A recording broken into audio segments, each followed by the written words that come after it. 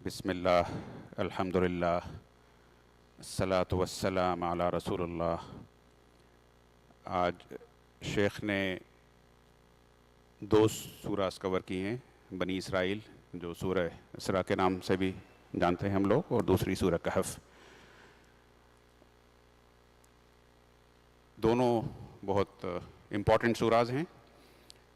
خاص طور سے سورہ کہف میں 4 اسٹوریز سنائی گئی ہیں، اور ان 4 میں سے بھی ایک میں سے 3 سب اسٹوریز ہیں۔ موسیٰ علیہ السلام کی اسٹوری ہے جو ہمارے یہاں لا علمی یا کم علمی کی وجہ سے خضر کی اسٹوری کہی جاتی ہے، تو وہ اس اسٹوری میں بھی 3 سب اسٹوریز ہیں۔ تو آپ سمجھ سکتے ہیں کہ کتنا کچھ کور کیا گیا، اور میں چاہوں گا کہ کوئی کل چھٹی ہے تو تھوڑا سا اگر زیادہ ٹائم بھی لگ جائے، اور اگر آپ چاہیں تو شہاب بھائی کو بولیں کہ سیکنڈ راؤنڈ 3rd راؤنڈ بھی اگر چائے آپ کو پلا سکتے ہوں، اگر ان کی کیپیسٹی ہو تو ابھی سے اس کا انتظام کر لیں۔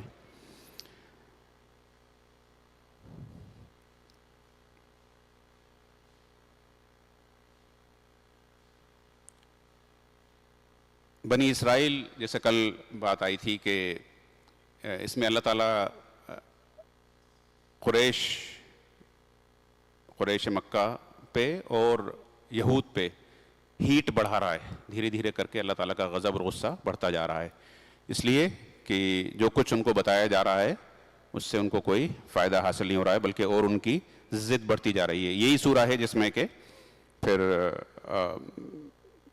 جس کی بنیاد پہ پھر رسول اللہ صلی اللہ علیہ وسلم کو مکے سے ہجرت کرنا پڑی، اپنا شہر چھوڑ کے جانا پڑا، اس لیے کہ ان کی جان کے دشمن بن گئے تھے، مجرم اور ظالم۔ اس کی شروعات ایک ایسی آیت سے ہوئی ہے جس میں پھر کافی حدیثوں کی بنیاد پہ بہت زیادہ کہانیاں بھی بنی ہیں اور اختلاف بھی ہوئے ہیں، حالانکہ اس کو خود اللہ تعالیٰ نے 60 نمبر کی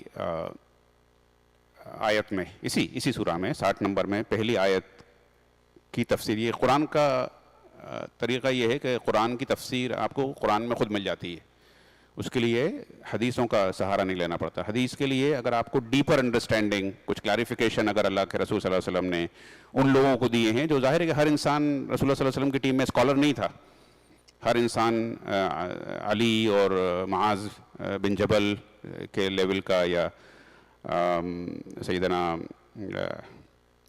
عبداللہ بن مسعود ان لوگوں کے لیول کے اسکالرس نہیں تھے، تو ہر لیول کے لوگ تھے۔ تو کچھ لوگ کلیریفیکیشن چاہتے تھے، کچھ لوگ ڈیٹیل چاہتے تھے، تو ان کی کلیریفیکیشن کے لیے، ان کی ایکسپلینیشن کے لیے رسول اللہ صلی اللہ علیہ وسلم نے کچھ ایکسپلینیشنز دیے ہیں، لیکن قرآن کو اٹ سیلف اپنے آپ میں کسی ایکسپلینیشن کی ضرورت نہیں تھی، اس میں موٹی موٹی چیزیں جو ہیں وہ خود قرآن میں مل جاتی ہیں آپ کو۔ تو 60 نمبر میں اس کو کلیریفائی کیا گیا ہے۔ اس میں فرمایا تھا اللہ تعالیٰ سبحان الذی اسریٰ بعبدہ لیلا من المسجد الحرام الی المسجد الاقصی الذی بارکنا حولہ لنریہ من آیاتنا انہ هو السمیع البصیر۔ اس میں تعریف ہے اس اللہ کی جو اپنے بندے کو ایک رات میں مسجد حرام سے مسجد اقصی تک لے گیا، اور وہ مسجد اقصی کہاں ہے؟ بارکنا حولہ، وہ بابرکت جگہ ہے جو جس میں کہ لنریہ من آیاتنا انہ هو السمیع البصیر۔ اب اس میں 2 چیزیں ہیں، ایک قصہ یہ ہے جس کو ہم معراج کے نام سے جانتے ہیں، اور ایک اسراء، یعنی یہاں سے مسجد حرام سے مسجد اقصی تک کا جو قصہ ہے وہ، اور پھر ایک اوپر جانے کا، معراج کا، اسراء اور معراج۔ یہ اسراء ہے اور وہ معراج۔ نوح علیہ السلام کا ذکر ہے تیسری آیت میں کہ ان کے پاس ہم نے ان کو کشتی میں سوار ہو کے بھیجا، ان کے چند لوگ 1000 سال کی کوشش کرنے کے بعد جو ان کے ساتھ لوگ جمع ہوئے تھے۔ کانا عبدن شکورا، یہ دیکھیے آپ ہماری جو گریٹیٹیوڈ کی جو یہ پروفیٹک وہ ہے، جتنے بھی کیریکٹرسٹک ہیں یہ قرآن میں ان کو بڑی تحسین، بہت زیادہ پریز کیا گیا ہے ان کو۔ تو اس میں رسولوں کی ایک کیریکٹرسٹک بتائی گئی ہے، اس میں جو بہت ہی فرنٹ لائن رسول ہیں سیدنا نوح علیہ السلام، ان کا فرمایا ہے کان عبدن شکورا، وہ ہمارا گریٹفل بندہ تھا.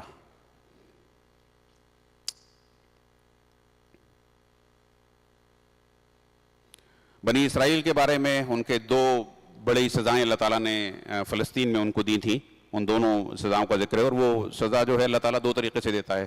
ایک تو اس طرح سے کہ آسمان سے کچھ عذاب بھیج دے، کوئی زلزلہ زمین کے اندر سے زلزلہ بھیج دے، یا پھر وہ بھی سزا ہوتی ہے جو آج کل مسلمانوں کو دے رہا ہے. اللہ تعالیٰ اپنی دوسری قوموں کے ذریعے لوگوں کو ذلیل و خوار کرتا ہے نا. نہ ان کی جان سیف ہوتی، نہ ان کے مال سیف ہوتے، نہ ان کے مدرسے سیف ہوتے، نہ ان کی مسجدیں سیف ہوتی، نہ ان کی عزت اور آبرو سیف ہوتی، نہ ان کا دین سیف ہوتا، نہ ان کا قرآن سیف ہوتا. کوئی چیز سیف نہیں ہوتی. یہ بھی اللہ تعالیٰ کا عذاب، یہ بھی ایک اللہ تعالیٰ کی عذاب کا طریقہ ہے.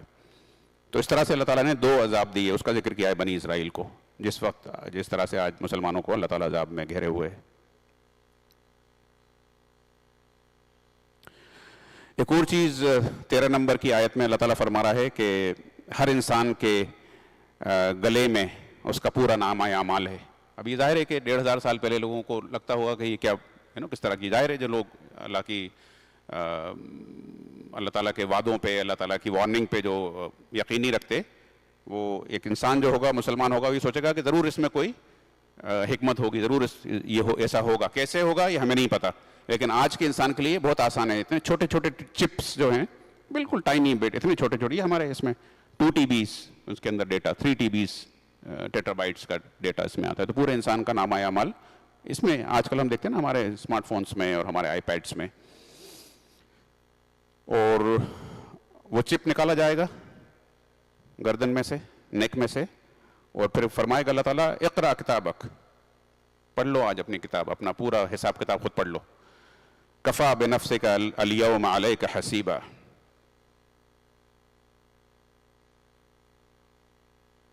اللہم حاسبنی حسابا یسیرا، اللہم حاسبنی حسابا یسیرا، اللہم حاسبنی حسابا یسیرا.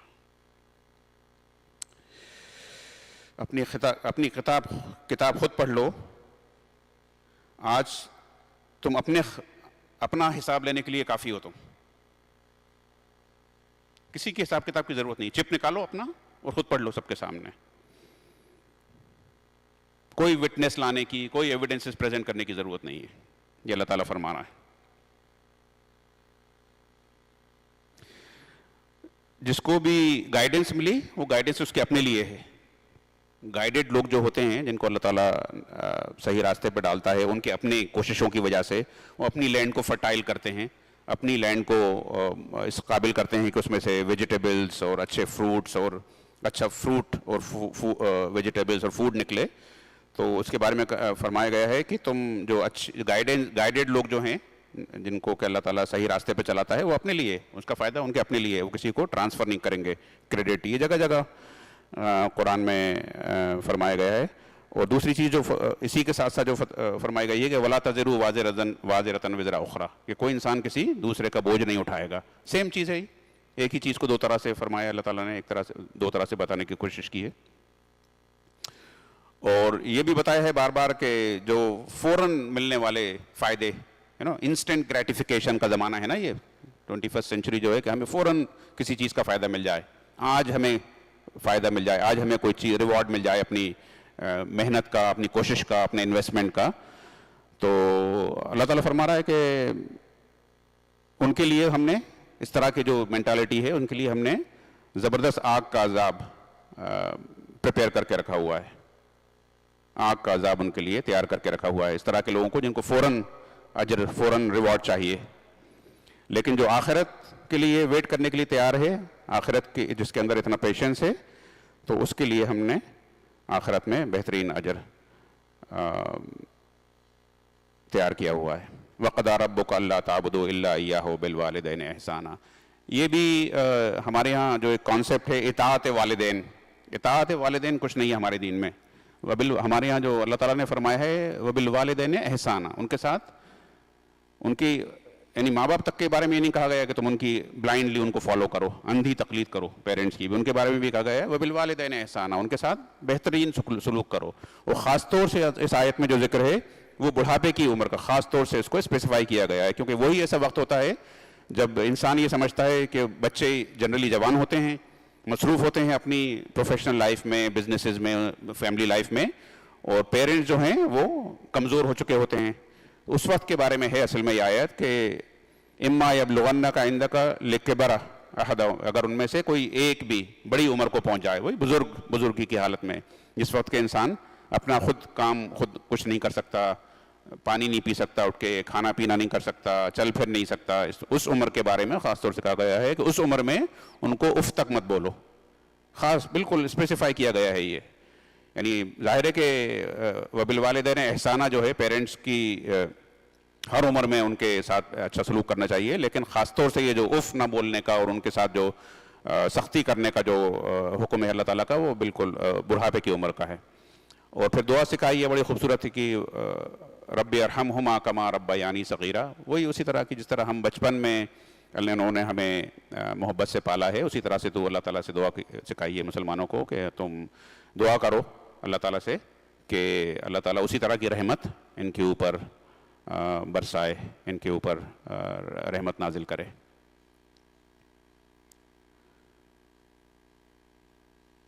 اور آج کل جو ایکسٹرا ویگنس ہے، جو بہت زیادہ فضول خرچی ہے، جس کی وجہ سے کہ لوگ پریشان رہتے ہیں، جس کی وجہ سے کہ لوگ اللہ کے مشن پہ ٹھہرنے کے لیے آنے کے لیے تیار نہیں ہوتے. کیوں؟ کیونکہ ان کی ضروریات اتنی بڑھائی ہوئی ہیں لوگوں نے اپنی کہ ان کو پیسہ جتنا بھی کما لیں وہ کم رہتا ہے ان کو. اور یہی وجہ ہے کہ اللہ تعالیٰ بار بار یہ فرماتا ہے ان لوگوں کو کہ اگر خرچ کرنا بھی ہے تو وآتِ ذی القربیٰ حقہ، اپنے جو رشتہ دار ہیں ان کو ان کا حق دو، حق ہے یہ ان کا رشتہ داروں کا.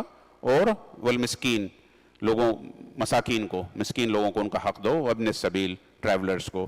اینڈ ولا تبذروا تبذیرا، ڈونٹ ایکسٹراویگنٹ لائف سٹائل نہیں ہونا چاہیے. ڈونٹ اسپینڈ ویسٹفلی، اپنی ضروریات پوری کرو، اچھے کپڑے پہنو، اچھا کھانا کھاؤ، اچھے گھر میں رہو، یہ تمام چیزیں جائز ہیں، اس میں کوئی چیز ہمارے دین میں ناجائز نہیں ہے.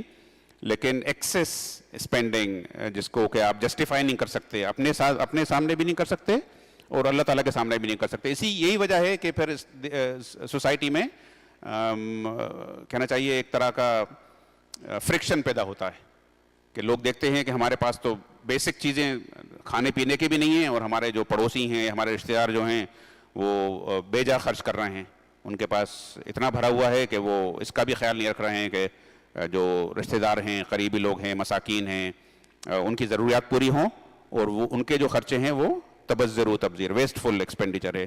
اللہ تعالیٰ فرما رہا ہے ان المبذرین کانوا اخوان الشیاطین وکان الشیطان لربہ کفورا، کہ جو اس طرح کی جو خرچے کرتے ہیں وہ اصل میں شیطان کے بھائی ہیں. یعنی بہت ہی صاف الفاظ میں اللہ تعالیٰ فرما رہا ہے کہ اس طرح کے خرچے کرنے والوں کو یہ مت سمجھنا کہ کوئی بہت اچھا کام کر رہے ہیں، بلکہ وہ شیطان کے بھائی ہیں. وکان الشیطان لربہ کفورا، اور شیطان جو ہے وہ بہت ہی انگریٹفل ہے اپنے رب کا. ایک اور چیز 31 نمبر آیت میں بنی اسرائیل میں فرمائی ہے، جس کا کہ ہم بڑے آرام سے آج کے دنوں میں جو فیملی پلاننگ کا جو طریقہ ہے ہمارے یہاں کہ ہم کم بچے پیدا کریں، وہ بھی ایک طرح کا قتل ہے. یعنی وہ آپ یعنی ایک جان کو بننے ہی نہیں دے رہے ہیں، جان کو پیدا ہی نہیں ہونے دے رہے ہیں. ایک قتل وہ ہوتا ہے جو ایک انسان پیدا ہو کے، جان پیدا ہو کے اور اس کو قتل کرتے ہیں، اور ایک قتل یہ ہوتا ہے کہ آپ اس کو جان کو آنے ہی نہیں دے رہے ہیں دنیا میں. میڈیکل ریزنز جو ہوں، میڈیکل ایڈوائز ہو، میڈیکل ڈاکٹر آپ کو کہے کہ ہاں آپ کی میڈیکل کنڈیشن ایسی نہیں ہے کہ آپ فیملی میں اور بڑھا سکتے ہیں، وہ ایک الگ بات ہے.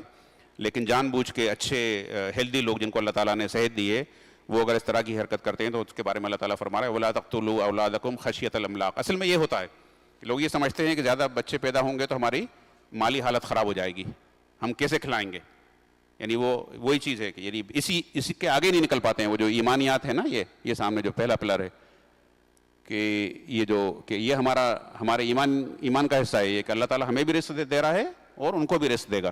تو یہاں فرما رہا ہے اللہ تعالیٰ وہی چیز کہ نحن نرزقہم وإیاکم، ہم انہیں بھی رزق دیں گے اور تمہیں بھی رزق دیں گے. تم رازق بن کے مت بیٹھو دنیا میں کہ تم بچوں فیملی پلاننگ کر رہے ہو اور چاہ رہے ہو کم سے کم بچے پیدا ہوں، اس لیے کہ ہم کیسے ان کو کھلائیں گے پلائیں گے، ان کی کیسے ہم مینٹین کریں گے. مینٹیننس کرنا اللہ تعالیٰ کے ہاتھ میں ہے. ظاہر ہے کہ اس کا مطلب یہ نہیں ہے کہ انسان بس اللہ کے حوالے اپنے بچوں کو چھوڑ کے اور گھر میں بیٹھ جائے. اس کو محنت کرنا چاہیے، کوشش کرنا چاہیے زیادہ سے زیادہ حلال رزق کمانے کے لیے. ان قتلہم کانا خطأ کبیرہ، یہ جو تم قتل کرتے ہو، آنے دنیا ان کی زندگی بننے ہی نہیں دیتے ہو، یہ بہت بڑا جرم ہے، یہ بہت بڑی سن ہے یہ. وَلَا تَقْرَبُوا الزِّنَا إِنَّهُ كَانَ فَاحِشَةً وَسَاءَ سَبِيلًا. Don't even approach unlawful sexual intercourse. Indeed, it's a very big, بہت برا کام ہے یہ، بہت برا راستہ ہے یہ.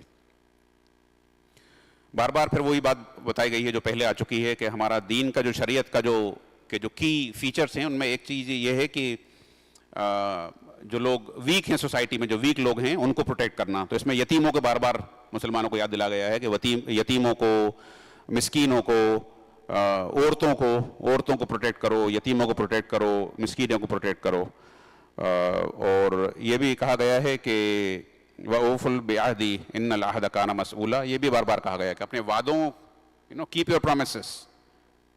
Keep your promises. بہت اسٹرانگ کیریکٹرسٹک ہے یہ دنیا مسلمانوں کی، جو بار بار اس کو سکھائی گئی ہے کہ جو بھی وعدہ کرو سوچ سمجھ کے کرو، and then keep your promises, never break your promises. کیوں؟ کیونکہ ان العہد کان مسئولا، تمہارے وعدوں کے بارے میں سوال کیا جائے گا، پوچھا جائے گا تم سے کہ جو تم نے وعدے کیے تھے. تم ہو سکتا ہے کہ انسان کو تو تم پھٹکار کے بھگا دو کہ چلو کیا تھا بھول گئے، اب نہیں کر رہے، ہم وعدہ پورا نہیں کر رہے، اس کو دھوکہ دے دو، اس سے نکل جاؤ اس سے وعدہ کر کے خاموشی سے. لیکن اللہ تعالیٰ تو سوال کرے گا تم سے کہ کیا وعدہ کیا تھا تم نے دوسرے سے، وہ وعدہ پورا کیا کہ نہیں کیا. کس کی وجہ سے وعدے پورے نہیں کیے؟ سوسائٹی کی وجہ سے، اپنے خود کسی اور پرسنل انٹرسٹ کی وجہ سے، اپنی گریڈ کی وجہ سے، سیلفشنس کی وجہ سے، کس وجہ سے تم نے وعدہ پورا نہیں کیا؟ یہ سوال کا جواب اللہ تعالیٰ کے یہاں کھڑے ہو کے دینا پڑے گا. وَأَوْفُوا الْكَيْلَ إِذَا كِلْتُمْ وَزِنُوا بِالْقِسْطَاسِ. یہ بھی بار بار کہا گیا ہے کہ جو تول کے دو پورا، کنی مت کاٹو، کارنر کٹنگ مت کرو، پورا تول کے دو، جس کا جو حق ہے وہ پورا ادا کرو. ایک منٹ بھی اوپر نیچے نہیں ہونا چاہیے، ایک پیسہ بھی اوپر نیچے نہیں ہونا چاہیے، اس کا بھی حساب کتاب ہوگا. یہ بالکل اب یہ دیکھیے کہ کس لیول کس طرح کی آنیسٹی کے تعلق سے اور اس کے تعلق سے یہ کی جا رہی ہے، کیریکٹر بلڈنگ کیا جا رہا ہے نا. اور وہ اس لیے کیا جا رہا ہے کہ اللہ تعالیٰ اس سے راضی ہو، اور پھر اس کو یہ دیکھیے اب ٹاپ پہ یہاں پہنچنے کا ذریعہ ہے. یہ سب چیزیں، جتنی چیزیں جو بتائی جا رہی ہیں، یہ آپشنل نہیں ہے کہ دل چاہے تو کرو، دل چاہے تو نہ کرو، موڈ ہو تو کرو، نہیں ہو تو نہیں کرو، بلکہ یہ ضروری یہ راستے کے یہ پیتھ ٹو جنہ جیسے نا، جنت پہ پہنچنے کا راستہ بتایا جا رہا ہے بار بار. ایروگینس، اب یہ دیکھیے پھر سے ہیوملٹی ہمارے یہاں بہت امپورٹنٹ کیریکٹرسٹک ہے. ظاہر ہے قرآن ہمارے دین کی بڑی امپورٹنٹ کیریکٹرسٹک ہے، اس کو بھی یہاں پہ ہم بہت اسٹرکچر طریقے سے سکھاتے ہیں اپنے اسلامک اسٹڈیز پروگرام میں. اس میں بھی یہ فرمایا جا رہا ہے کہ وَلَا تَمْشِي فِي الْأَرْضِ بَرْحًا، ہے نا، اپنے تکبر کے ساتھ زمین میں مت چلو. تم نہ زمین کو پھاڑ سکتے ہو اور نہ تم پہاڑوں کی اونچائی پہ پہنچ سکتے ہو. مطلب اپنی اوقات میں رہو، چھوٹی سی چیز ہو تم، زیادہ بڑے بننے کی کوشش مت کرو. کل ذالک کان سیئہ عند ربک مکروہا. اللہ تعالیٰ کی نظر میں یہ بہت ہی گندی چیزیں ہیں اس طرح کے جو کیریکٹرسٹک ہے، اور اس سے احتیاط کرو، اس طرح کے بیہیویئر سے. قرآن کے بارے میں کہا گیا ہے کہ اس سے دور وہی لوگ بھاگتے ہیں جو، دیکھیے بار بار کافر کو طرح طرح سے بتایا گیا ہے کہ تم جس کو کافر سمجھتے ہو وہ کافر نہیں ہے، وہ بھی ہے، لیکن اور 10 طرح کا کفر ہے، 20 طرح کا، 100 طرح کا کفر ہے. اب اپنے آپ کو ہر موقع پہ ذرا ٹھہر کے جب قرآن پڑھو تو دیکھو کہ ہم سے کتنے طرح کا کفر ہو رہا ہے. صرف ایک طرح کا کفر نہیں سے بچے ہوئے اگر تم، کہ تم بتوں کی پوجا نہیں کرتے ہو، تو اس کا مطلب یہ نہیں ہے کہ تم جنتی ہو. اس میں بھی یہی فرمایا گیا ہے کہ قرآن کو ہم نے طرح طرح سے سمجھانے کی کوشش کی ہے، لیکن جو لوگ کافر ہیں وہ اس سے دور بھاگتے ہیں.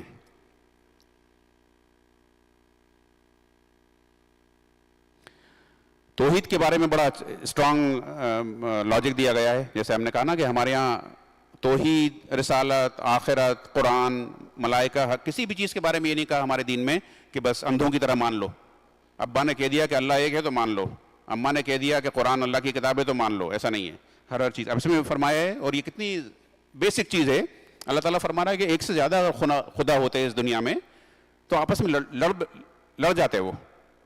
یعنی آپ دیکھیے کہ ایک چھوٹی سی کمپنی کا میں اگر آپ 2 CEO بنا دیں, ایک اسکول میں 2 پرنسپل بنا دیں, تو وہ ایک ہفتے نہیں چل سکتا وہ اسکول. آپس میں اتنا فرکشن ہو جائے گا, اتنی زیادہ آپس میں کھینچا تانی ہو جائے گی. اور آپ اتنی بڑی کائنات, یعنی چھوٹی سی ٹچی سی چیز میں اگر آپ 2 CEO بنا دیں, 2 پریزیڈنٹ, ایک کنٹری کے 2 پرائم منسٹر بنا دیں, آپ دیکھیے آپ کیا اثر ہوگا اس کنٹری کا. تو تم یہ کہہ رہے ہو کہ اس کائنات کا ایک سے زیادہ خدا ہے؟ کائنات میں تو کہیں نظر نہیں آتا, یہ کہیں کوئی لڑائی جھگڑے نہیں ہو رہا ہے. کوئی نہیں کہہ رہا کہ سورج بول رہا ہے چاند کو کہ نہیں میں دن کو بول رہی ہے کہ نہیں میں نہیں آؤں گی, دن بول رہا ہے کہ نہیں میں تو جاؤں گا ہی نہیں. تو پوری کائنات جو ہے وہ ایک خدا کے کنٹرول میں ہے. اس کا ثبوت یہ ہے کہ اگر 2 ہوتے تو یہ سب چوپٹ ہو گیا ہوتا, اپ سائڈ ڈاؤن, کمپلیٹ کیوس.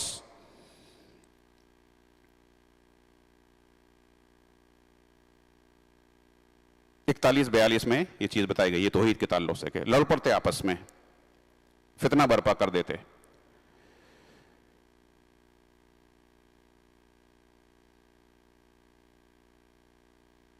یہ جو گمراہ جو لوگ ہیں, جو گمراہی کا جو قانون ہے اللہ تعالیٰ کا, اس کے بارے میں فرمایا گیا ہے کہ جب قرآن پڑھا جاتا ہے تو جو لوگ اس بات کا ارادہ کر لیتے ہیں کہ اس میں سے ہمیں کچھ حاصل نہیں کرنا, اللہ تعالیٰ قرآن کے اور اس کے بیچ میں ایک پردہ ڈال دیتا ہے, ایک کرٹن ریز کر دیتا ہے. کیا وہ نہیں پڑھا جائے گا ان کے سامنے, قرآن ایک سیشن سے اٹینڈ کریں گے وہ, اور لیکن ان تک وہ ہدایت نہیں پہنچے گی. کیوں نہیں پہنچے گی؟ کیونکہ وہ ہدایت لینے آئے نہیں ہیں, ان کا مقصد ہی نہیں ہے, ان کا انٹینشن ہی نہیں ہے, کہ وہ اس نیت سے آئے نہیں ہیں کہ وہ ہدایت حاصل کریں اور پھر اپنے آپ کو ریفارم کریں, اپنے اندر یہ لرنر پروفائلز جو ہیں وہ ڈیولپ کرنے کی کوشش کریں. وہی جس کو میں بار بار قرآن میں بھی کہا ہے کہ جو اپنی زمین کو فرٹائل کرنے کی کوشش کریں, اپنی زمین کو بار بار, گارڈنر جیسے ایک گارڈنر جو اپنے گارڈن کی بار بار صفائی ستھرائی کرتا رہتا ہے, اس پہ دن رات محنت کرتا رہتا ہے, اس طرح کا ان کا کوئی ارادہ ہی نہیں ہے. وَجَعَلْنَا عَلَىٰ قُلُوبِهِمْ أَكِنَّةً أَن يَفْقَهُوهُ وَفِي آذَانِهِمْ وَقْرًا. سبحان اللہ. وہی بات کہ ہم نے ان کے دلوں پہ غلاف چڑھا دیے ہیں. پیچھے کہا کہ قرآن کے اور ان کے بیچ میں پردہ ڈال دیا ہے, یہاں فرما رہا ہے کہ ہم نے ان کے دلوں پہ غلاف چڑھا دیے ہیں, کورنگ چڑھا دیے ہیں کہ وہ نہیں سمجھیں گے, اور ان کے کان جو ہیں وہ بہرے کر دیے ہیں. وفی آذانہم وقرا.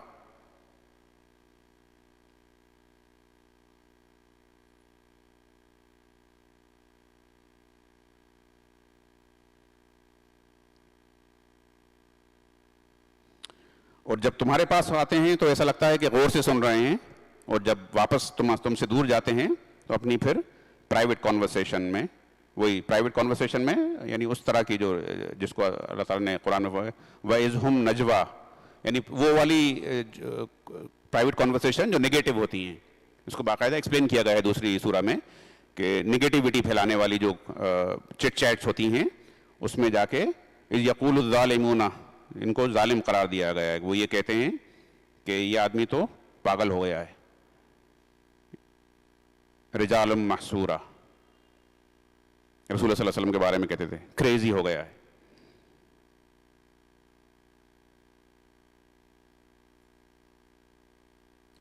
کہہ دو اپنے بندوں کو, اللہ تعالیٰ فرما رہا ہے رسول اللہ صلی اللہ علیہ وسلم سے, وَقُلْ عِبَادِي يَقُولُ الَّتِي هِيَ أَحْسَنُ, کہ کیا چیز تمہارے لیے بیسٹ ہے, جو یہ بتا رہا ہے تمہیں, جو تمہیں مشن کی طرف لے کے آ رہا ہے, یہ بہتر ہے یا وہ شیطان جو تمہیں برائی کی طرف لے جا رہا ہے, جو تمہارا دشمن ہے. کانا للانسان عدوا مبینا, یعنی تمہارا جو کھلا ہوا دشمن ہے وہ تمہارے لیے بہتر ہے یا جو تمہارا دوست ہے وہ تمہارے لیے بہتر ہے.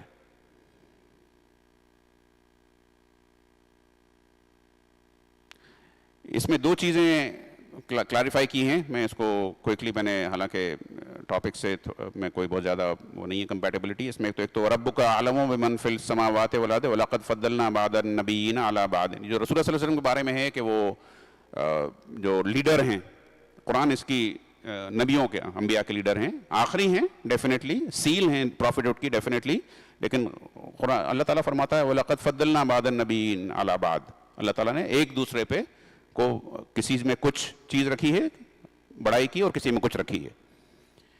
اور اسی طرح سے ابھی آگے آئے گا کہ انسان کے بارے میں بھی جو یہ غلط فہمی ہے کہ اشرف المخلوقات ہے, وہ بھی قرآن اس کو چیلنج کرتا ہے اس ویو کو, جس طرح سے رسول اللہ صلی اللہ علیہ وسلم کے اس کو چیلنج کرتا ہے اللہ تعالیٰ, بلکہ کہنا چاہیے ریجیکٹ کرتا ہے اس کو. قرآن میں بالکل دوسری بات کہی گئی ہے کہ کچھ نبیوں پہ فضیلت حاصل ہے, اور بلکہ ایک دوسری جگہ یہ فرمایا گیا ہے کہ یعنی اس کو ڈیٹیل بتائی گئی ہے کہ موسیٰ علیہ السلام سے تو اللہ تعالیٰ نے کلام کیا, یعنی ایک طرح سے ان کی سپیریورٹی بتائی کہ وہ تو سپیریئر تھے, وہ کہ اللہ تعالیٰ نے رسول اللہ صلی اللہ علیہ وسلم موسیٰ علیہ السلام سے کلام کیا, اور یہ فرمایا کہ ایسا کلام جو جیسا کلام کیا جاتا ہے, جس طرح سے ابھی بات چیت ہو رہی ہے.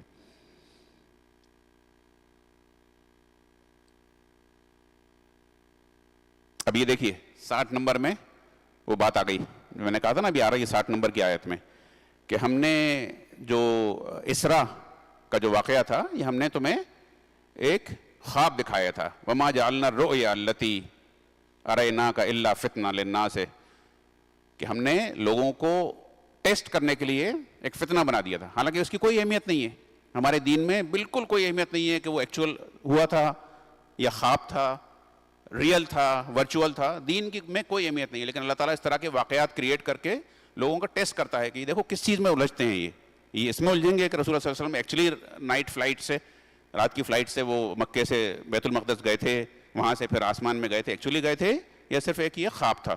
یہاں پہ بہت 60 نمبر کی آیت میں اللہ تعالیٰ اس کو پھر اچانک, نہیں تو کوئی اس کی کوئی تک نہیں ہے اس آیت کی, اچانک یہ کون سے خواب کا ذکر آ گیا اچانک بات میں بیچوں بیچ, یہ اس سے کنیکٹڈ ہے آیت نمبر 1 سے. اور یہ بھی بتا دیا کہ کیوں الا فتنۃ للناس, کہ وہ لوگوں کو ٹیسٹ کرنے کے لیے کہ اس کا جو ریئیکشن ہوتا ہے کیا ریئیکشن ہوتا ہے, اور وہی ہوا. اس میں کافی لوگ اس وقت بھی الجھ گئے تھے اور آج تک الجھے ہوئے ہیں, حالانکہ قرآن کے قصے, قرآن کی جو اس طرح کی چیزیں ہوتی ہیں اس کا یہ مقصد ہی نہیں ہوتا, اس کا مقصد یہ ہوتا ہے کہ اصل چیز پہ فوکس کرو. ابھی یہ ہم سورہ کہف میں بھی دیکھیں گے, سورہ کہف جو شروع ہو رہی ہے اس میں بھی ہم دیکھیں گے کہ کس طرح سے لوگ کہ وہ 5 تھے کہ 7 تھے, 300 سال رہے کہ 350 سال رہے کہ 350 سال رہے, کتا ان میں شامل تھا یا کتا اس کے الگ تھا. یہ بالکل baseless stupid absurd discussions and بحثیں, آرگیومنٹس. فرمایا 70 نمبر کی آیت میں وَلَقَدْ كَرَّمْنَا بَنِي آدَمَ, بہت اللہ تعالیٰ نے اپنے وہی چیز جو میں نے کہا تھا نا ابھی اشرف المخلوقات کی کو چیلنج کی, ریجیکٹ کی ہے اس چیز کو, کہ یہ تو کہا ہے کہ ہم نے انسان کو, بنی آدم کو آنریبل بنایا ہے. وَلَقَدْ كَرَّمْنَا عَلِيَ, ہم نے اس کو آنرڈ بنایا ہے. اور لیکن یہ بھی کہا ہے پھر کہ وَفَضَّلْنَاهُمْ عَلَىٰ كَثِيرٍ مِّنْ خَلَقْنَا تَفْضِيلًا, کہ ہم نے بہت سو پہ اس کو بہت سو سے اوپر کا بتایا. یہ نہیں کہا کہ سب سے اوپر کہا ہے, سب سے اوپر بنایا ہے. جو اشرف المخلوقات کا جو کانسیپٹ ہے وہ یہی ہے کہ ساری مخلوقات سے اوپر, ایسا نہیں ہے. اللہ تعالیٰ فرما رہا ہے بہت سو سے اوپر بنایا ہے اس کو. وَفَضَّلْنَاهُمْ عَلَىٰ كَثِيرٍ مِّمَّنْ خَلَقْنَا,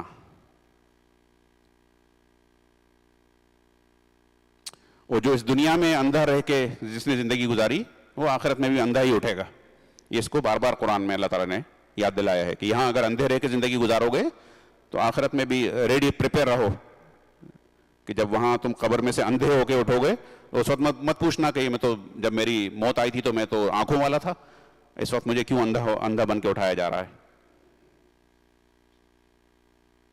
لیڈرشپ کے بارے میں, مشنریز کے بارے میں یہ فرمایا گیا, یہ رسول اللہ صلی اللہ علیہ وسلم کو خطاب کر کے یہ آیت ہے کہ اذن لَأَذَقْنَاكَ ضِعْفَ الْحَيَاةِ وَضِعْفَ الْمَمَاتِ ثُمَّ لَا تَجِدُ لَكَ عَلَيْنَا نَصِيرًا, کہ اگر تم غلطیاں کرو گے, جن کو بھی اللہ تعالیٰ نے پورے ایکچولی یہ پورے مسلمانوں کے لیے ہے یہ آیت, اور خاص طور سے ان لوگوں کے لیے جو مشنریز ہیں, کہ ان کی غلطیوں کی پنشمنٹ بھی ڈبل ہے, ڈبل پنشمنٹ ہے, کیونکہ ہائر پوزیشن پہ بٹھائے گئے نا, وہ عام انسان نہیں ہے وہ, اور دنیا میں بھی اور آخرت میں بھی. ضعف الحیات و ضعف الممات, دنیا میں بھی ڈبل پنشمنٹ ہے ان کے لیے، آخرت میں بھی ڈبل پنشمنٹ ہے. ثم لا تجدوا لك علينا نصيرا. یعنی آپ اندازہ کیجئے جو میں مثال دے رہا ہوں پچھلے چند دنوں سے، کہ مسلمان اپنے آپ کو سمجھتے ہیں کہ جیسے اس ہال کے بیچوں بیچ کھڑے ہوئے ہیں اور تمام جہنمی لوگ جو ہیں وہ آس پاس کے لوگ ہیں نا، یہود، نصارہ، کفار، منافقین، یہ تو بالکل دھلے دھلائے جنت کے لیے ریڈی ٹو رول جیسے کہتے ہیں نا انگریزی میں، ریڈی ٹو رول وہ کھڑے ہوئے ہیں. اللہ تعالیٰ فرما رہا ہے کہ یہاں پر بھی ڈبل عذاب ہے تمہارے لیے، جو ابھی ہم دیکھ رہے ہیں اپنی کس طرح سے اللہ تعالیٰ ذلیل و خوار کر رہا ہے، اور آخرت میں بھی ڈبل عذاب ہے.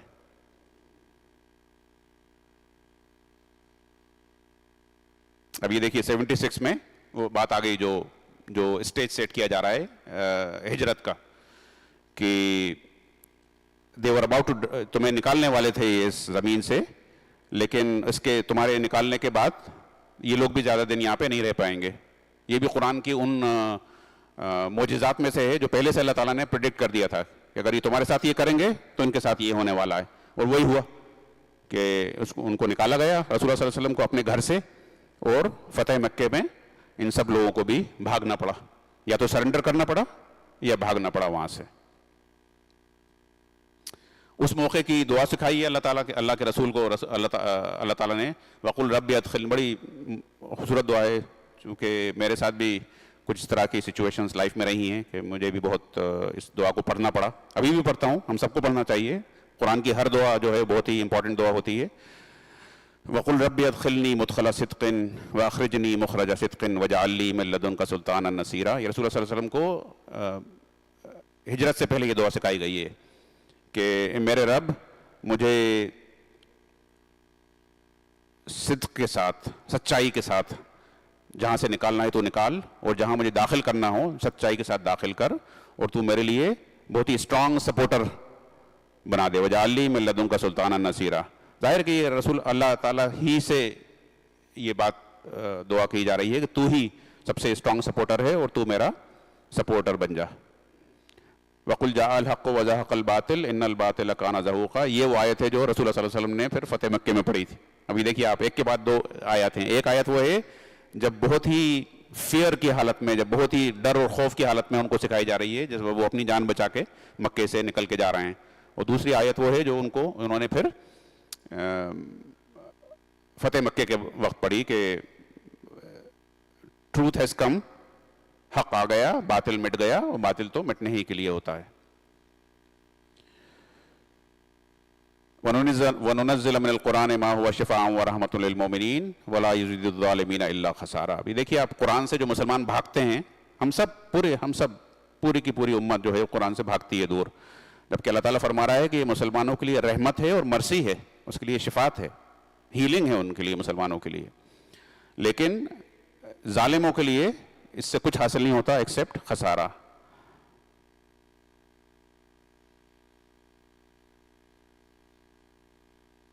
ایک اور چیلنج کیا گیا قرآن کے تعلق سے کہ پورے جن اور پورے انسان اگر سارے اکٹھے ہو جائیں تو بھی وہ قرآن جیسا کلام بنا کے نہیں لا سکتے، قرآن جیسی کتاب بنا کے نہیں لا سکتے.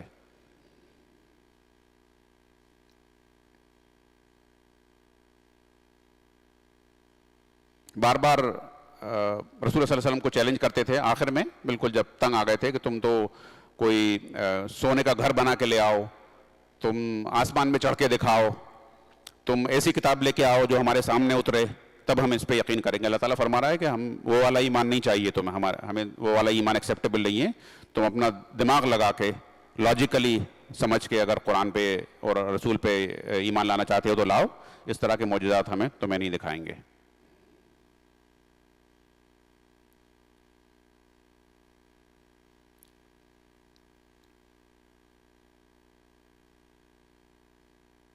قرآن کی جو یہ بھی کہتے تھے کہ ایک ساتھ پورا کا پورا قرآن کیوں نہیں لے آتے، تو اس کا یہ فرمایا جا رہا ہے کہ دھیرے دھیرے اس لیے بتایا جا رہا ہے تاکہ تم لوگوں کے اندر یہ لرنر پروفائلز پیدا ہوں، دھیرے دھیرے، سلولی، گریجولی. ایک بار میں پورا کا پورا قرآن اتار دیتے تو وہ میننگ لیس ہو جاتا. وہ ہمارا جو قرآن 23 سال کے عرصے میں اتارنے کا مقصد یہ ہے کہ تم دھیرے دھیرے اس کو پڑھو، سمجھو اور اس کے اوپر عمل کرو. سورہ کہف میں اب یہ دیکھیے 4، جیسے میں نے کہا کہ 4 اس میں قصے ہیں. اس کو ہم انشاءاللہ کوشش کریں گے جلدی سے جلدی کوئکلی اس کو ریپ اپ کرنے کی. پہلا اصحاب کہف کا ہے. یہ عیسیٰ علیہ السلام کے ماننے والے جو تھے, عیسیٰ علیہ السلام کے حواری تھے, 10-12 لوگ ہی ان کے اوپر ایمان لائے تھے, اور جب بنی اسرائیل نے ان کے اوپر ظلم کیا تو لوگ ادھر ادھر ہو گئے تھے. تو ان کی اولادیں جو ہیں وہ کبھی فلسطین سے نکل کے سیریا گئیں, سیریا سے نکل کے اور آگے ٹرکی چلی گئی ہوں گی. تو یہ اصحاب کہف کا معاملہ جو ہے وہ ٹرکی کا ایک شہر ہے, وہ میں انشاءاللہ کوشش کروں گا میں اپنی پروفیشنل لائف میں, اسلامک بینکنگ لائف میں, ایک بہت بڑے پروجیکٹ کا فنڈنگ کی تھی میں نے ٹرکی میں, $multi billion کا. وہ استانبول سے لے کے اور ازمر تک کا ایک ہائی وے ہے, جہاں پر کہ ازمر کے پاس ہی اصحاب کہف کی قبور بتائی جاتی ہیں آج کل. ٹرکی کا مطلب ہمارے گاؤں کے پاس میں ہی ایک شہر ہے. تو وہاں کا واقعہ ہے یہ کہ چند نوجوان تھے, اور یہ بہت امپورٹنٹ چیز ہے کہ جو ریولیوشنری کام کرتے ہیں, جو کنونشن سے ہٹ کے جو لوگ کام کرتے ہیں, وہ وہی لوگ ہوتے ہیں جن کے اندر کے جوش و جذبہ ہوتا ہے. تھوڑے بڑی عمر کے لوگ جو ہوتے ہیں وہ زیادہ گڑا بھاگ کرنے لگتے ہیں, کیلکولیشن کرنے لگتے ہیں کہ یہ کریں گے تو یہ نقصان ہو جائے گا, وہ کریں گے تو وہ نقصان ہو جائے گا, اور اس کی وجہ سے وہ کوئی دنیا میں بڑا کام نہیں کر سکتے. لیکن اصحاب کہف کا یہ تھا کہ ان کو یہ پتہ چل گیا تھا کہ اس وقت جو بادشاہ ہے وہاں پہ ازمر کے پاس جو اس کا علاقہ تھا, کہ وہ بتاؤں گا انشاءاللہ میں آپ کو, اس کا میں ویڈیو بھیجوں گا اپنا, پہلے بھی شیئر کر چکا ہوں میں ٹیم کے ساتھ. تو اس میں وہ کفر میں ڈوبا ہوا تھا وہ پورا کا پورا ملک, اور یہ لوگ عیسیٰ علیہ السلام کے ماننے والے تھے. تو یہ اس بات کے لیے تیار نہیں تھے کہ ہم اس کی بات مانیں. تو یہاں تک بات آ گئی کہ یہ بڑی اچھا پرومیننٹ فیملیز کے تھے, یہ عام اسٹریٹ کے نوجوان نہیں تھے, کیونکہ بڑے لوگوں کو, بادشاہوں کو, پرائم منسٹرز کو, پریسیڈنٹس کو, ان لوگوں سے ڈر نہیں ہوتا, چھوٹے موٹے لوگوں سے. ان کو ان لوگوں سے, ان خاندانوں سے, ان انڈیویجول سے ڈر ہوتا ہے جو تھوڑے سے پرومیننٹ ہوتے ہیں, جو کوئی بڑے کام کر رہے ہوتے ہیں, بڑے گھرانوں کے ہوتے ہیں, بڑے خاندان کے ہوتے ہیں. تو یہ انہی ایلیٹ گھروں کے لڑکے تھے, چند لڑکے تھے, اور انہوں نے کہا کہ نہیں, یہ ہم یہ نہیں کریں گے, ہم تو ایک اللہ کو مانتے ہیں, آخرت پہ ایمان رکھتے ہیں, ہم یہ کفر نہیں کریں گے. تو ان کو وارننگ دی گئی کہ 3 دن کے اندر اندر تم اگر گھر واپسی کی وارننگ دی گئی, جو گھر واپسی کا یہاں پہ دیکھتے ہیں نا آپ اس ملک میں, گھر واپس آ جاؤ, واپس ہمارے دین میں شامل ہو جاؤ. تو ان کو 3 دن کا ٹائم دیا گیا گھر واپسی کے لیے. انہوں نے منع کر دیا, چلے گئے شہر چھوڑ کے. تو اس کا ہے یہ اصحاب الکہف, ایک کہف میں جا کے, ایک غار میں جا کے انہوں نے پناہ لی, اور وہاں کا پھر پورا واقعہ ہے. اور پھر وہاں جا کے وہ جس طرح اللہ تعالیٰ نے ان کو 300 سال سلایا, پھر جس طرح جگایا, پھر جس طرح سے وہ کھانا لینے گئے, وہاں سے ان کی پوری یعنی کہانی جو ہے انفولڈ ہوتی ہے. تو اس کے ذریعے اللہ تعالیٰ نے کیا 2 چیزیں اس قصے میں ہیں. ایک یہ ہے کہ توحید پہ, اللہ تعالیٰ پہ یقین اگر ہو تو اس طرح سے اس کا اپنے مشن کی, اپنے ایمان کی اس طرح حفاظت کرتے ہیں ایماندار لوگ, کہیں سرنڈر نہیں کرتے, کہیں کمپرومائز نہیں کرتے, جان پہ کھیل جاتے ہیں, لیکن اپنے دین سے, اپنے مشن سے, اپنے توحید سے کمپرومائز نہیں کرتے. وہ ہر طرح کا رسک لے لیتے ہیں لیکن کمپرومائز نہیں کرتے. یہ ایک لرننگ ہے اس کی. دوسری یہ کہ اس کے ذریعے اللہ تعالیٰ نے آخرت کہ انسان کس طرح سے سو جائے گا, لمبی نیند سوئے گا, اور جب وہ اٹھایا جائے گا تو وہی کہے گا جو ان لوگوں نے, اصحاب کہف نے 300 سال کے بعد اٹھ کے کہا کہ ہم لوگ تو شاید 1 دن یا اس سے کچھ کم کی نیند لگی تھی ہماری, یومن او بعد یوم, یعنی 300 سال سوتے رہے, لیکن اٹھ کے یہ کہہ رہے ہیں کہ شاید ایک آدھا دن چند گھنٹے سوئے ہم. تو یہی حال ہمارا قیامت کے دن ہوگا کہ جب ہم, یعنی اس کے ان دونوں اس واقعے کو اللہ تعالیٰ نے توحید کے لیے بھی پیش کیا ہے اور قیامت کے لیے بھی, کہ قیامت حق ہے, آخرت حق ہے, آنے والی ہے, وہ اسی طرح سے آئے گی جس طرح سے اصحاب الکہف کے پاس آئی. دوسرا قصہ 2 باغ والوں, جن کے پاس کے 2 باغ والے تھے, مثال دے کے بتایا گیا ہے کہ 2 باغ تھے جن کے, اور ان میں ان کے پاس یہ بتایا گیا ہے کہ جب انسان کے پاس اللہ تعالیٰ بہت نواز دے, اللہ تعالیٰ انسان کو دولت دے دے, اس کو wealth they they, property they دے, مال دے دے, تو اس کا بیہیویئر کیا ہونا چاہیے؟ اس کا بیہیویئر یہ ہونا چاہیے جو ہمارے یہاں اس میں اسلامک اسٹڈیز پروگرام میں گریٹیٹیوڈ کا ہونا چاہیے, کہ شکر گزاری کا ہونا چاہیے, یا وہ تکبر, ہیوملٹی کا ہونا چاہیے, شکر گزاری کا ہونا چاہیے. دونوں چیزیں اس میں شامل ہیں ہمارے آئی ایس پی پروگرام میں. یا وہ تکبر کا ہونا چاہیے, ایروگنس کا ہونا چاہیے, تھینک لیسنس کا ہونا چاہیے. تو اس میں اللہ تعالیٰ نے فرمایا ہے کہ ان دونوں کا قصہ سنا کے کہ وہ باتیں کرتے ہوئے جا رہے تھے کہ نہ میری فصل بڑی اچھی ہوئی ہے, اور میں یہاں پر بھی اس کو کوئی ٹچ نہیں کر سکتا. میری فصل ایسی ہی رہے گی اور اس سے میں ایسے ہی فائدہ اٹھاؤں گا, اور آخرت میں بھی, قیامت میں بھی اللہ تعالیٰ مجھے اسی طرح سے نوازے گا جیسے مجھے دنیا میں نوازا ہے. اور دوسرا ساتھی جو تھا ان کے ساتھ جو جا رہا تھا وہ یہ کہہ رہا تھا کہ اللہ سے ڈرو, اللہ کا شکر ادا کرو, غریبوں کا مسکینوں کا حق ادا کرو اپنے مال میں سے. ایسا نہ ہو کہ اللہ تعالیٰ تمہارا 1 منٹ میں سب سوپڑا صاف کر دے. ہوتا ہے نا ذرا میں کوئی بارش آ جاتی ہے یا پوری فصل کھڑی ہوتی ہے, وہ کسی طرح کی بیماری آ جاتی ہے, پوری کی پوری فصل تباہ ہو جاتی ہے. وہی ہوا ان کے ساتھ, جو تکبر کر کے, اکڑ کے, ایروگنس کے ساتھ جا رہا تھا اپنے باغ کی طرف, اپنے مال کی طرف, وہاں جا کے پورا کا پورا باغ اس کا صاف ہو گیا. اللہ تعالیٰ اسی طرح سے ایک لمحوں میں, چند لمحوں میں سب صاف کر دیتا ہے. یہ واقعہ اس کا ہے, تو ظاہر ہے کہ وہ اس پہ بہت اس کو افسوس ہوا, پچھتایا, پلٹا اللہ تعالیٰ کی طرف, اس نے معافی مانگی. دوسرا واقعہ یہ تھا. تیسرا واقعہ اس میں, یہ تھوڑی سی دونوں ان میں تھوڑی سی چند منٹ لوں گا آپ کے قیمتی. اس میں تھوڑی سی غلط فہمی, تھوڑی سی نہیں, اچھی خاصی غلط فہمی ہوئی. ایک ہے موسیٰ علیہ السلام کا جس کو ہم واقعہ خضر کے نام سے جانتے ہیں, حالانکہ قرآن میں کسی آتھینٹک حدیث میں خضر نام کی کوئی چیز نہیں ہے, لیکن ڈائریکٹ آپ قرآن پڑھ کے دیکھیں گے, قرآن کی ٹرانسلیشن دیکھیں گے, اس میں ان تفسیریں دیکھیں گے تو باقاعدہ ایک چیز ایک پیش کی گئی ہے خضر کا. دیکھیے یہ بنی اسرائیل کے جرموں میں سے, جو ان کے بڑے بڑے کرائمز تھے, ان میں ایک بڑا جرم یہ تھا کہ وہ اپنے رسولوں کو وہ مقام نہیں دیتے تھے جو رسالت کا مقام ہوتا ہے نا, وہ ان کو نیچے لے آتے تھے. ابراہیم علیہ السلام کے بارے میں بھی جو ہمارے یہاں بھی جو تفسیریں جو وہ اسرائیلی روایت آ گئی ہیں, اس میں ہم نے جیسے ابھی 3 دن پہلے کور کیا کہ رسول کا یہ کیریکٹر نہیں ہوتا کہ وہ کھڑا ہو کے شک کرے کہ شاید یہ ستارہ میرا رب ہے, پھر کہے کہ اچھا نہیں یہ تو میرا رب نہیں ہے, پھر یہ کہے کہ چاند میرا رب ہے, پھر کہے سورج میرا رب ہے. یہ پروفیٹک کیریکٹر نہیں ہوتا. یہ بنی اسرائیل نے اپنے رسولوں کو, اپنے انبیاء کو نیچے اتار کے اس طرح سے کھڑا کیا ہے کہ وہ آپ ان کے اوپر شک کرنے لگیں کہ واقعی یہ پروفٹ تھے کہ نہیں تھے. پروفٹ کا جو کیریکٹر یہ ہوتا ہے کہ فرام ڈے 1, پہلے دن سے جب وہ پیدا ہوتا ہے, اس سے بالکل کلیئرٹی ہوتی ہے اس کی. یعنی ابھی تک اگر اس کو رسالت نہیں بھی دی گئی ہے, اپوائنٹمنٹ لیٹر نہیں بھی ملا ہے اس کا کیریکٹر جو ہوتا ہے اپوائنٹمنٹ لیٹر ملنے سے پہلے سے بہت ہی neat and clean strong character ہوتا ہے اس کا. تو وہی کی وہی چیز یہاں پر ہے کہ اب اللہ تعالیٰ کبھی کسی رسول کو, اور وہ بھی فرنٹ لائن رسول کو, موسیٰ علیہ السلام جیسے جلیل القدر رسول کو, کسی بندے کے ذریعے علم دے, یہ رسول کی کو نیچے لے کے آنے والی بات ہے. یہ اللہ کے رسول جو ہوتے ہیں وہ اپنا پورا کا پورا 100% علم جو ہے وہ ڈائریکٹلی اللہ سے لیتے ہیں.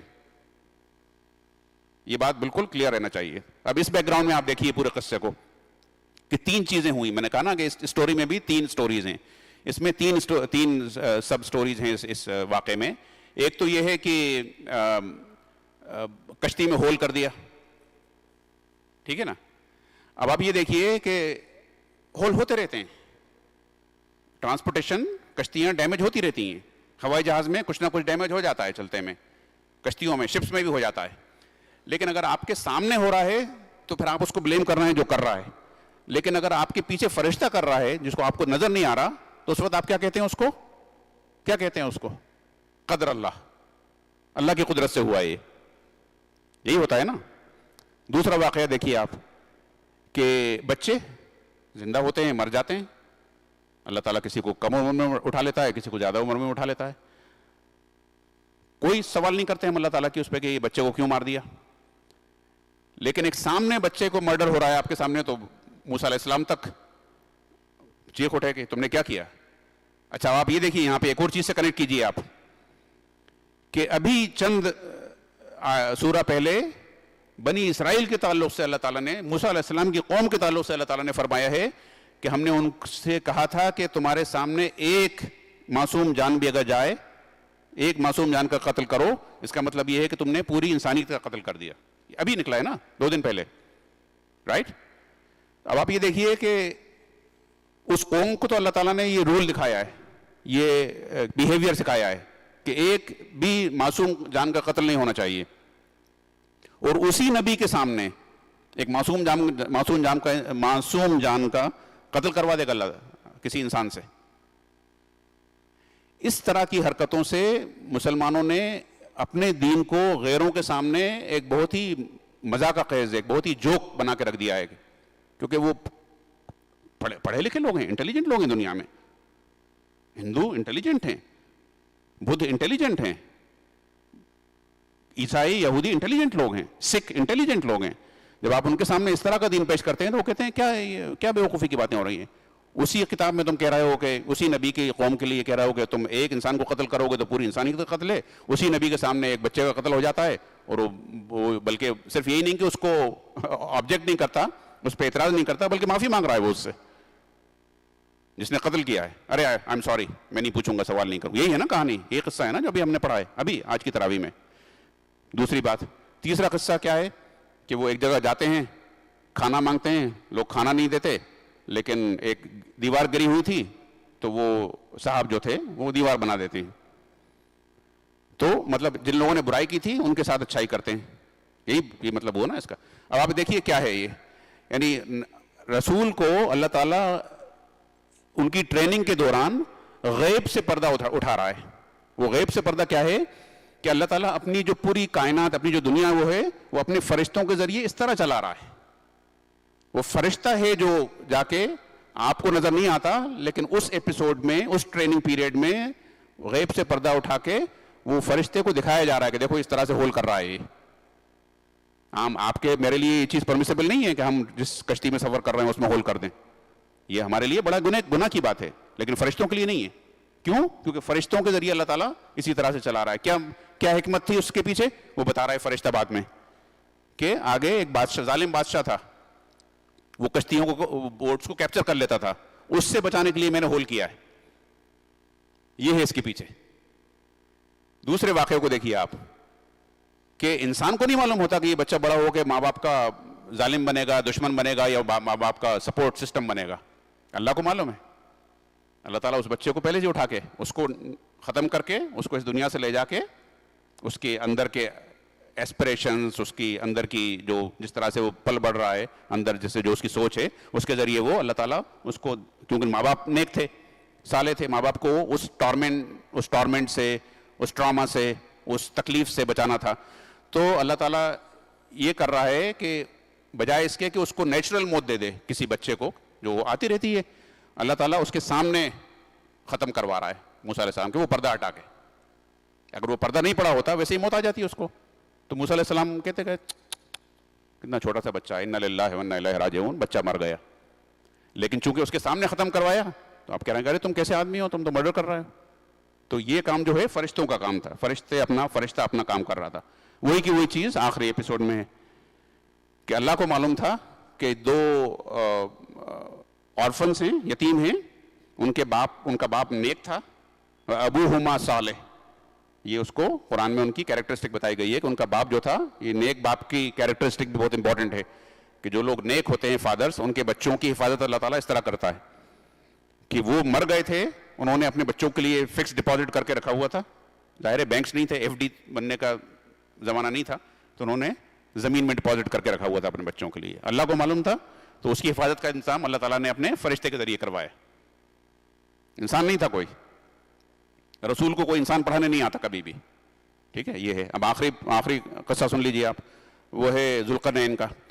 ذوالقرنین جو ہے وہ بیسیکلی وہ ہے, کہنا چاہیے ٹائٹل ہے ایک, یعنی ذوالقرنین جو ہے وہ سائرس پرشین کنگ تھا, اور اس کی بڑی سلطنت تھی, اور اس کی سلطنت اس کا شیپ ایسے تھا کہ وہ سینٹرل ایشیا سے نیچے اترتی تھی, وہ نیچے کی طرف افغانستان, سندھ, ایران, سیریا, ٹرک, اس طرح سے اوپر چڑھتی تھی, پر وہ ٹرکی کی طرف ہے نا. تو آپ اس کا اگر آپ جغرافی میں نقشہ دیکھیں گے تو وہ اس کا جیسے سینگ جیسے بنے ہوتے ہیں نا, ہارنس, 2 سینگ اس طرح کا. تو یہ بیسیکلی اس کا ٹائٹل تھا. نام اس کا جو سب سے کلوز جو ملتا ہے, کلیئرٹی نہیں ہے کہیں بھی, لیکن اگر ہسٹری کا مطالعہ کریں, ہسٹری پڑھیں, تاریخ پڑھیں, تو پتہ پڑتا ہے کہ یہ جو کیریکٹرسٹک جو قصہ اللہ تعالیٰ نے قرآن میں سنایا ہے, یہ سب سے کلوزلی میچ ہوتا ہے یہ سائرس سے, اس کا قصہ ہے یہ. اب اس میں ایک اور امپورٹنٹ چیز جو ہے اس پہ مطلب ضروری ہے یہ, چونکہ ہماری آخرت کے اور قیامت کے تعلق سے مسلمانوں میں بہت ساری غلط فہمیاں اس کے تعلق سے.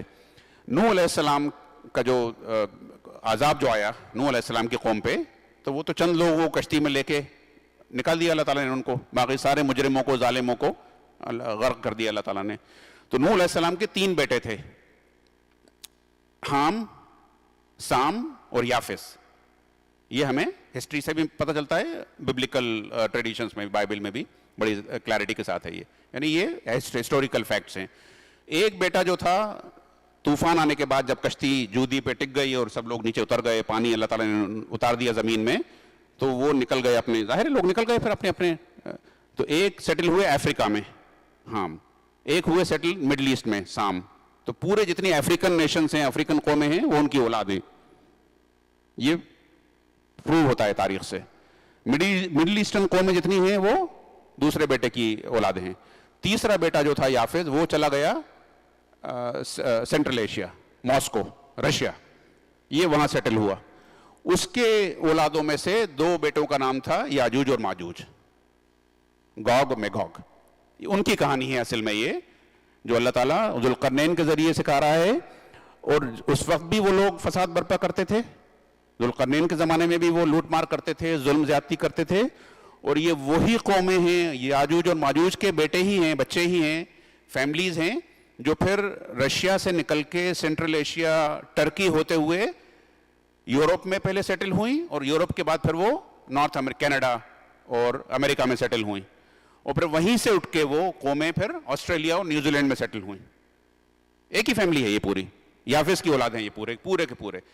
ان کے بارے میں حدیثوں میں جو آتا ہے، قرآن میں بھی آتا ہے کہ یہ دنیا کے پھاٹکوں پہ، دنیا کے بڑے چوک پوائنٹس جو ہیں، دنیا کے چوک پوائنٹس، گیٹس جو ہیں دنیا کے بڑے بڑے، ان پہ یہ لوگ بیٹھیں گے اور یہ وہاں سے بیٹھ کے ظلم و زیادتی کریں گے. یہ قیامت کی نشانی ہے.